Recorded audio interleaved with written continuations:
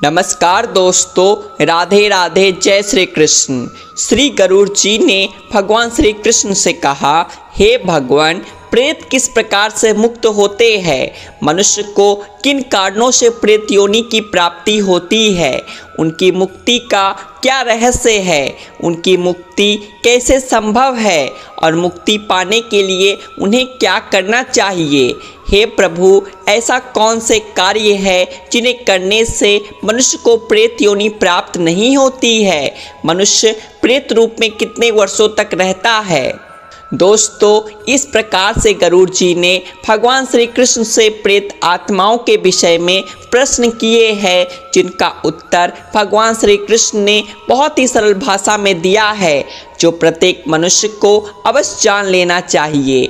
वह कौन से कार्य होते हैं जिन्हें करने से मनुष्य प्रेत बनकर भटकता रहता है? यह जानकारी बहुत ही रहस्यमयी है। इसके बारे में गरुड़ पुराण के प्रेत विकल्प में बताया गया है। तो दोस्तों, भगवान श्री कृष्ण कहते हैं, हे गरुड़, मनुष्य जब पाप कर्म करता है और मृत्यु के बाद उसका श्राद्ध नहीं किया जाता है तो उसे प्रेत योनि प्राप्त होती है। वह प्रेत अपने परिवारजनों को कष्ट देता है, उनके स्वप्न में आकर उन्हें भयभीत करने लगता है। जब किसी मनुष्य प्राणी को प्रेत बाधा होती है तो वह धर्म से विमुख हो जाता है, उसकी धार्मिक कार्यों में रुचि कम होने लगती है। प्रेत उसका चित्त भंग कर डालते हैं। जब भी कोई कल्याणकारी कार्य करने वाला होता है तो प्रेत उसके कार्य में विघ्न निर्माण करते हैं और उसे पाप कर्म करने के लिए भड़काने लगते हैं। शुभ कार्यों में विलंब करना, उसमें विघ्न डालना आदि प्रकार के कार्य प्रेतों द्वारा किए जाते हैं। प्रेत दोष के कारण बंधु बांधवों के साथ विरोध होता है। प्रेत योनि के प्रभाव से मनुष्य को संतान नहीं होती है। यदि संतान उत्पन्न भी होती है तो वह मर जाती है।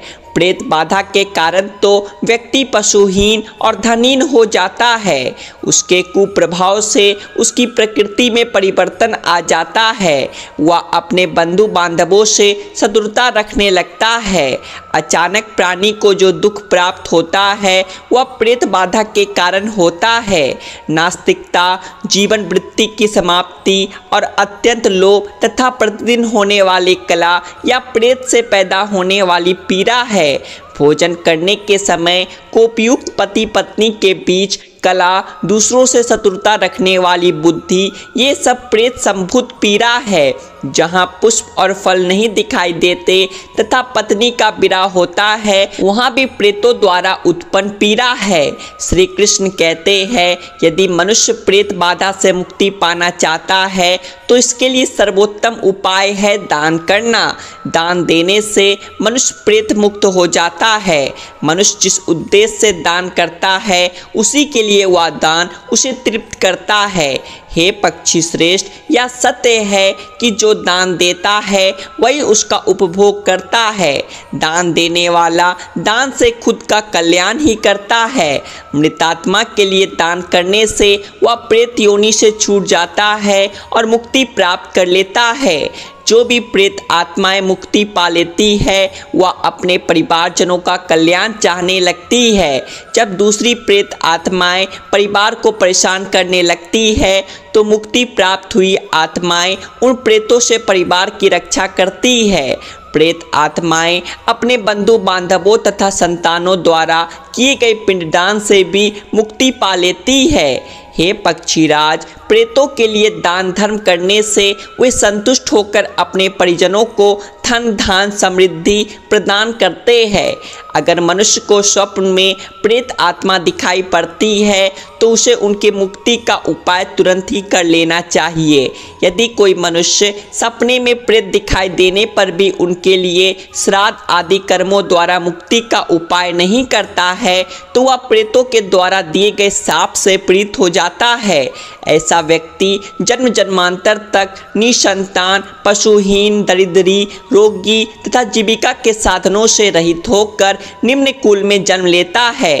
फिर गरुड़ जी ने कहा, हे देवेश्वर, यदि किसी प्रेत का नाम और गोत्र पता ना हो सके तो उस प्रेत की मुक्ति के लिए क्या करना चाहिए? यदि वह प्रेत सपने में दिखाई पड़े तो मनुष्य को कौन से उपाय करने चाहिए?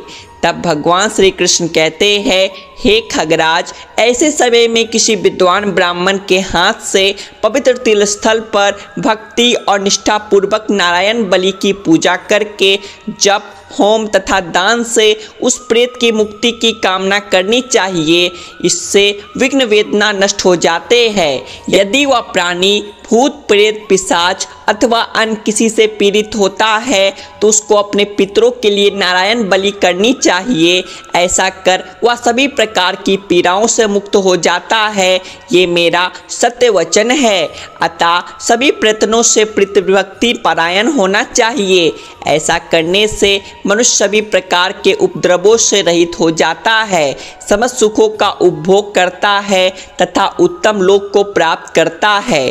इस संसार में माता पिता के समान श्रेष्ठ अन्य कोई देवता नहीं है। अतः सदैव समस्त प्रकार से अपने माता पिता की पूजा करनी चाहिए। गरुड़ जी पूछते हैं, हे प्रभु, किन कारणों से मनुष्य को प्रेत योनि प्राप्त होती है?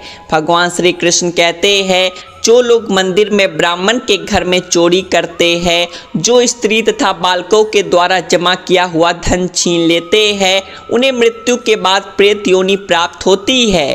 जो मनुष्य तपस्विनी बहन, अभागी स्त्री, गुरु पत्नी आदि स्त्रियों का भोग करता है वह प्रेत बन जाता है। जो स्त्री पराय पुरुष से संबंध रखती है वह पिशाचिनी तथा चुड़ैल बन जाती है। जो कृतज्ञ नास्तिक क्रूर धार्मिक कार्यों में बाधा निर्माण करता है वह भी प्रेत योनि में जन्म लेता है। जो तीर्थ स्थल पर जाकर पाप कर्म करता है, तीर्थ के जल में संभोग करता है, वह भी प्रेत योनि धारण कर लेता है। इसके अलावा शव यात्रा प्रारंभ करने से पूर्व बनाई गई पालकी में शव के हाथ पैर बांध देना चाहिए। यदि ऐसा नहीं किया जाता है तो वह प्राणी भी प्रेत बन जाता है। तो दोस्तों, इस प्रकार से भगवान श्री कृष्ण ने गरुड़ जी को प्रेत संबंधित महत्वपूर्ण ज्ञान दिया है।